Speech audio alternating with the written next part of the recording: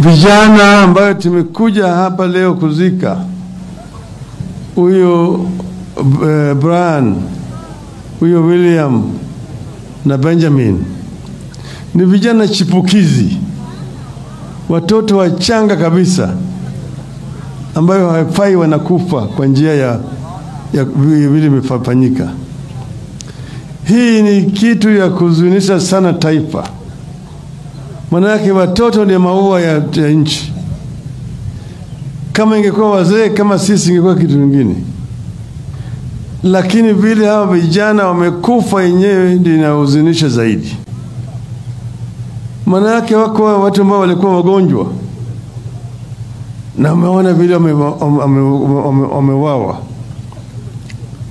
Nilikuwa nilimwambia Bwana Basanjo ati nilikuwa naona kwenye runinga yale ilikuwa inafanyika kule Sudan, huko Khartoum, vile watu walikuwa napigwa na fimbo kama nyoka, na sikudhani ya kwamba yale inaweza kufanyika katika taifa letu la Kenya. Lakini yale ambayo ilikuwa inafanyika Sudan imekuja imefanyika hapa kwa taifa letu la Kenya. Tumeona watu wetu wakipigwa kiholela na askari. Tumeona vijana wadogo wanapigwa na askari. Tulikuwa tunafikiri ya kwamba Kenya tumetoka kwenye shimo baada ya kupambana kwa miaka mingi zaidi. Tukaleta taifa katiba mpya ambayo tulikuwa tunafikiri hii katiba itakuwa kinga na kulinda wa Kenya wote. Lakini yale ambayo yamefanyika katika mwezi hiyo mbili mitatu hizi inatuonyesha kwamba katiba tuko nayo kwa maandishi, lakini mila ya kikatiba na kidemokrasia bado hakuna katika taifa letu. Wale ambao wamenyakua utawala wetu kwa mwaka uliopita ni wale watu ambao walikuwa wananyanyasa watu. Ile kasumba ya utawala ya kidhuluma na kimabavu imerudi katika taifa letu. Manake katiba yetu ya Kenya inasema fungu la 37 ati wa Kenya wana haki ya kufanya mambo inaitwa maandamano. Wanaweza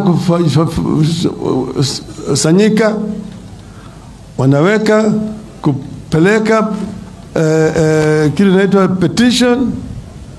Wa Kenya wanaweka kufanya kile inaitwa picketing na kadhalika. Hii hauhitaji ruhusa ya serikali ya polisi. Lakini kwa jina ya kusema ati tunatetea, tunalinda maisha, tunalinda mali hao watu wanataka kuharibu mali, tunalinda na tutalinda mali ya Wakenya, atutawazuia. Wanajaribu sasa kukiuka hiyo sheria. Ati Wakenya hawezi kufanya maandamano, maana yake maandamano italeta uharibifu wa mali. Unajiuliza, hawa watoto wameuawa huko Nyalenda. Nyalenda ilikuwa ni mali gani wale serikali walikuwa wanalinda?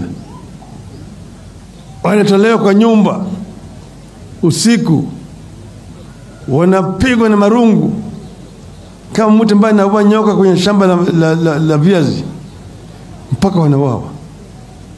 Alafu mtu ambaye anatakikana awe ndiye analinda katiba anasema kiholela ati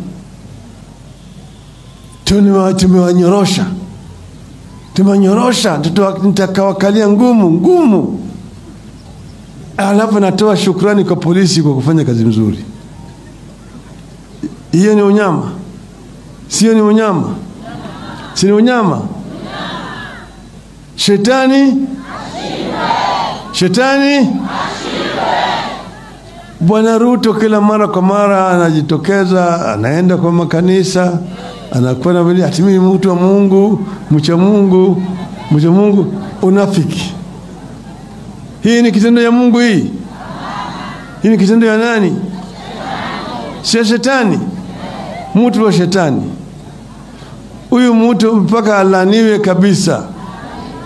Hiyo ni mnyama. Kitendo ambayo amefanya ni kitendo ya unyama.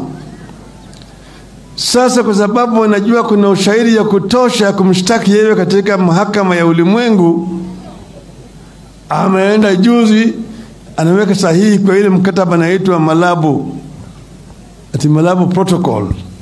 Hii Malabo Protocol ati itamlinda yeye hawezi kushtakiwa hata akifanya unyama hapa. Shame on him. Shame on him. Hata uende wapi, atuingie katika ile shimo ya nyoka na wapi, Wakenya watakuwa na wewe. Kitendo hiki hawezi kuenda bila namna hiyo. Damu ya vijana wetu hawezi kwenda namna hiyo.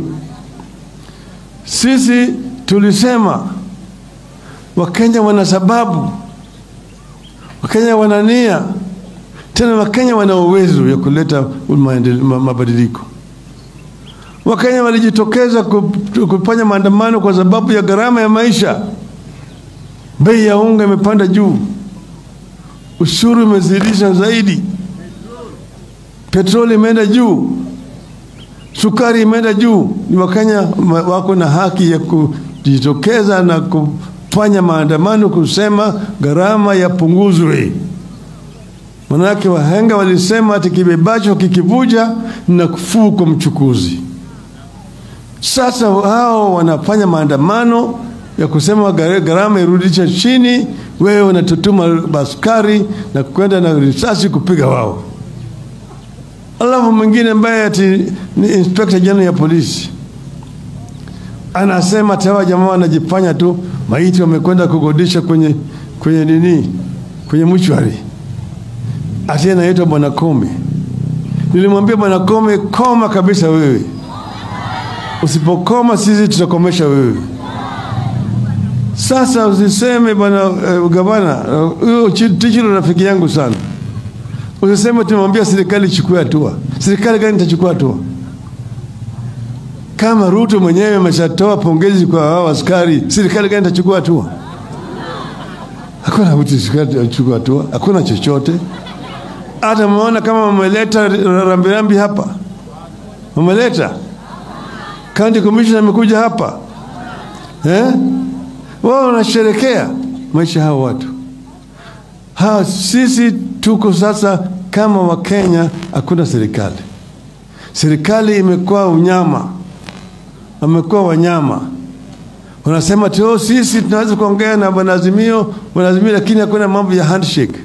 Handshake ya nini? Nani anaweza kusalimu mkono ambaye umejaa na damu ya watoto wetu? Siwezi kushika mtu mkono ya damu. Wale mkono yao umejaa na damu ya watoto wetu chebukizi namna hii, siwezi kuwasalimu. Ati kwenda nayo katika serikali nini hiyo? Hatuwezi.